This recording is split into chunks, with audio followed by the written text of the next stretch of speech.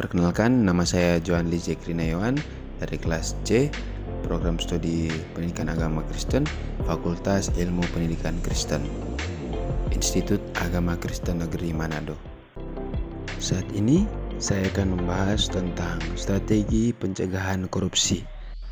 Namun sebelum itu kita terlebih dahulu membahas tentang faktor penyebab terjadinya korupsi. Sebagai suatu peristiwa, korupsi tidak terjadi begitu saja. Tentunya ada faktor yang mempengaruhi terjadinya tindak pidana korupsi. Korupsi terjadi disebabkan oleh dua faktor, yaitu faktor internal dan faktor eksternal.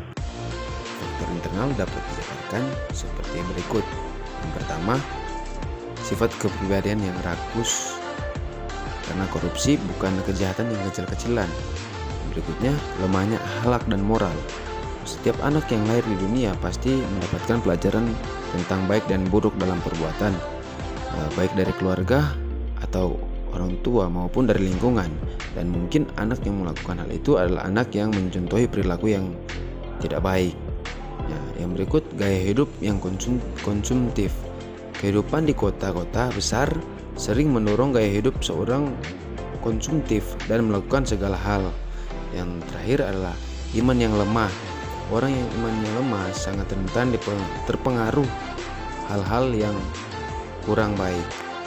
Yang kedua adalah faktor eksternal atau faktor yang disebabkan dari luar diri atau faktor lingkungan, seperti pertama faktor ekonomi, kedua faktor organisasi, yang ketiga faktor politik, dan yang terakhir faktor hukum. Sekarang ini kita masuk pada strategi pencegahan korupsi. Ada pula strategi pencegahannya seperti berikut ini.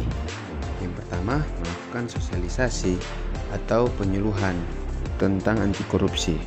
Pengetahuan tentang korupsi masih sangat minim bagi masyarakat. Dengan meningkatkan pengertian tentang korupsi, juga bisa membantu pemerintah dengan mengadakan penyuluhan. Dalam penyuluhan atau sosialisasi harus memberikan metode serta pengumpulan data serta memberikan gambaran untuk dapat mengetahui apa itu korupsi. Yang berikutnya, menanamkan nilai-nilai anti korupsi seperti pertama kejujuran, yang kedua kedisiplinan, yang ketiga kepedulian, yang keempat tanggung jawab, yang kelima kerja keras, yang keenam kesederhanaan, yang ketujuh kemandirian, yang kedelapan keberanian, dan yang kesembilan keadilan.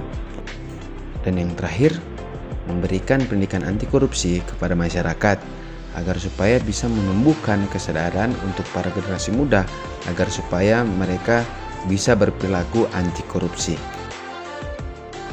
Demikian pemaparan dari materi saya. Semoga materi ini bisa dapat membantu masyarakat agar supaya tidak terjerumus ke dalam korupsi. Sekian dan terima kasih.